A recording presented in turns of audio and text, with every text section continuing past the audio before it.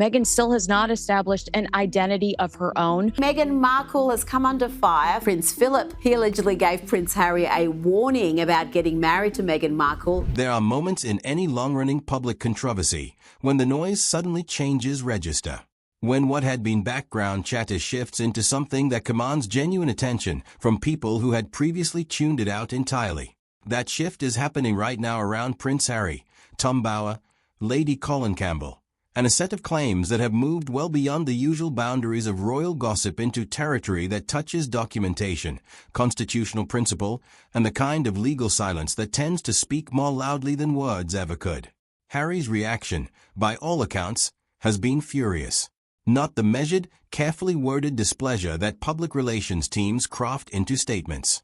Something more personal, more immediate, and more revealing in its intensity than the couple's usual responses to critical coverage.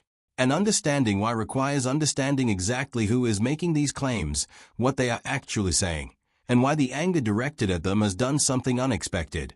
It has made more people look more closely at exactly the questions Harry and Meghan would most prefer the world to stop asking. Before engaging with what has been alleged, it matters enormously to understand who is doing the alleging, because credibility is not evenly distributed, and treating all sources as equivalent does a disservice to the conversation. Tom Bower did not arrive at this subject from nowhere. He built one of the most formidable reputations in British investigative biography over several decades, working through subjects that included powerful media proprietors, politicians, and major business figures, who had both the motivation and the resources to push back aggressively against his reporting. His methodology has remained consistent across every book he has produced. He goes directly to people who are present. He builds his accounts from the inside out, from source conversations with individuals who are actually in the room when consequential things happened. He does not speculate from a distance. He documents from proximity. His book Betrayal, released in early 2026, went straight to #1 on the Sunday Times bestseller list within days of publication. That kind of commercial response is not manufactured through publicity campaigns alone. It happens when a book addresses questions that a substantial number of people have been waiting for someone credible, someone with their name publicly attached to the argument, to address seriously and in full. Lady Colin Campbell operates differently, but carries her own distinct form of authority. She has spent years building a sustained, detailed body of public commentary across television platforms and online channels that consistently draw audiences numbering in the millions. She is not an anonymous voice operating without accountability. She makes her arguments publicly, under her name and title, in spaces where she can be directly questioned and challenged, and where being wrong carries real personal and professional consequences. That accountability separates what she does from the enormous volume of unattributed speculation that fills social media comment sections and anonymous forums. She attaches herself to her claims in a way that most commentators in this space deliberately avoid. Together, these two figures have assembled a body of questions that has proven remarkably difficult to dismiss, not because of who they are, but because of what they have specifically documented in what remains, after considerable time, conspicuously unanswered. Betrayal covers an enormous amount of ground across its nearly 500 pages. There are detailed accounts of confrontations inside Kensington Palace, including an alleged meeting where an attempt to ease family tensions reportedly deteriorated rapidly, with Meghan said to have told Prince William to remove his finger from her face, while Harry stood beside her without intervening. That particular account became one of the most discussed passages in the entire book, and generated weeks of debate about its accuracy and significance. The book examines the financial structure of the Arch-Ewell Foundation, Meghan and Harry's non-profit organization, raising substantive questions about how funds moved through the operation and whether the governance visible to donors and the general public accurately reflected what was happening internally. The couple's Netflix arrangement also comes under sustained scrutiny, with Bower making the case that the platform's actual enthusiasm for Meghan's projects was considerably more limited than the partnership had been presented publicly, raising legitimate questions about whether the deal ever represented what it appeared to be on the surface. Throughout all of it, the portrait Bower constructs is of a person who operates with extraordinary deliberateness in every dimension of her public and private life. Someone who manages relationships according to their utility, who removes people from her orbit with surgical precision the moment they cease to serve a purpose, and who never makes a significant decision without calculating its effect well in advance. Her father experienced this pattern. The royal family experienced it. Former professional colleagues have described versions of the same dynamic independently of each other. That characterization of deliberateness and calculation becomes critical context for the more serious questions Bauer raises later in the book.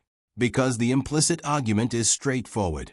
If someone applies that level of strategic thinking to every other dimension of their life, what does it mean for the decisions surrounding the most emotionally resonant elements of their public story? The questions that have generated the most intense reaction, and that have driven Harry's reported fury to its peak, center on the births of the couple's 2 children. With Archie, the unease began with something that should have been straightforward. After his birth, Harry and Meghan sat down with CBS News for their first major interview about their son's arrival. During that conversation, Meghan stated clearly that she had never intended to give birth in a hospital at all. Her plan, she said, had always been a home birth. That statement was offered as casual background context, but it sat in direct and irreconcilable tension with the Portland hospital account that had already been widely reported and publicly accepted as the official record of where Archie was born. Lady Colin Campbell was among the first commentators with a serious public platform to place these 2 versions of events side by side and note explicitly that they could not both be fully accurate without a significant amount of explanation that was never provided. Either Meghan's CBS statement about intending a home birth accurately reflected the original plan, and the Portland hospital narrative required substantial qualification, or the interview contained a version of events that did not correspond to what had actually happened. Both could not be simultaneously true in their straightforward form. Bauer pressed the timeline further in vitriol, raising specific questions about whether the publicly announced birth date accurately reflects the documented record, and whether the sequence of events the world was given corresponds to what actually took place. Then there was a moment that most people missed entirely in real time, but which spread extensively once royal commentators began examining it closely. At Harry's first public appearance with Archie, when the baby was officially just 2 days old, Harry made a comment about how remarkable it was to observe how much babies change in 2 weeks. Not 2 days. 2 weeks. In the emotion and pressure of appearing before cameras with a newborn, an imprecise word is an entirely understandable thing. Supporters of the couple make exactly that point, and it deserves acknowledgement as a reasonable explanation. But Lady Colin Campbell's argument has always been that this moment did not exist in isolation. It existed inside a pattern of inconsistencies that, taken individually, each carry an explanation and, taken together, form something considerably harder to set aside. If the question surrounding Archie's birth centered on narrative inconsistencies and timeline gaps, what emerged around Lilibet's arrival in June 2021 involved official documentation, and that shifted the character of the conversation considerably.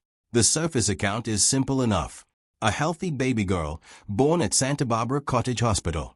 That version went out to the world, and for most of the public represented the complete story. But Lady Colin Campbell and Tom Bauer both examined the surrounding details and found a picture that did not sit together as smoothly as the headline implied. The detail that generated the most immediate discussion was the reported Tucko stop during active labor. According to accounts that circulated and were picked up by multiple royal commentators, Meghan was reportedly hungry during active labor and stopped for food on the way to the hospital. Lady Colin Campbell's response to this detail was direct and medically specific. Active labor is not a mild or casually manageable experience. It is physically intense. It progresses at a pace that can change rapidly, and the window between manageable discomfort and urgent medical need can close considerably faster than outside observers tend to appreciate. The detail, as Lady C put it plainly, did not match any reasonable clinical understanding of what active labor actually involves at that stage. Then came the announcement gap. After Lilibet was reportedly born, the public was not informed for 48 hours. In the context of the royal family, where births are communicated with considerable speed and where dedicated communications infrastructure exists specifically to manage this process, a 2-day delay is not standard. Lady Colin Campbell raised the possibility publicly that the gap existed because the baby had not yet arrived in the conventional sense when the delay began. That implication was made clearly, publicly, and to large audiences. It was never directly answered. The birth certificate itself brought additional complications. Lady Colin Campbell flagged a specific detail publicly that drew significant attention across royal commentary circles. According to her reading of the document, A state area code associated with Colorado appeared on a certificate for a birth officially recorded as having occurred in California. California and Colorado carry different codes, and the distinction between them is not a minor administrative error. If the reading Lady C described is accurate, it raises an immediate and serious question about where the birth actually took place and under what circumstances the documentation was filed. This detail was debated extensively and has never been publicly addressed with a clear documented correction from the couple's representatives. Finally, and perhaps most quietly significant of all, the medical professional publicly associated with Lilibet's birth closed her practice at the end of that same month. No public explanation was offered. She simply ceased practicing and withdrew from any further engagement on the subject. Both Lady Colin Campbell and Tom Bauer noted this as a data point that deserved serious consideration rather than silence. When Harry and Meghan announced they were naming their daughter Lilibet Diana, the initial public response was almost uniformly warm.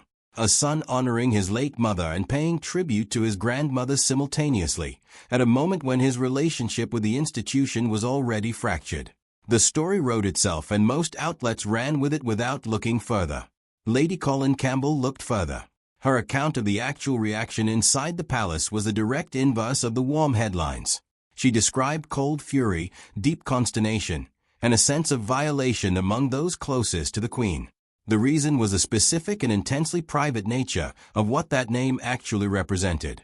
Lilibet was not a public nickname. It was not a name used in any official context or shared broadly with the world. It originated in the Queen's early childhood and was used across decades almost exclusively by Prince Philip, the name he called her throughout a marriage spanning more than 70 years. When Philip died in April 2021, that name became something even more charged, the most private remaining connection to the person who had known her longest. Then came the commercial dimension. Reports emerged of trademark filings connected to the name Lilibet made around the time of the announcement. If the name was purely a sentimental tribute, the commercial activity running alongside it sat uncomfortably with that framing.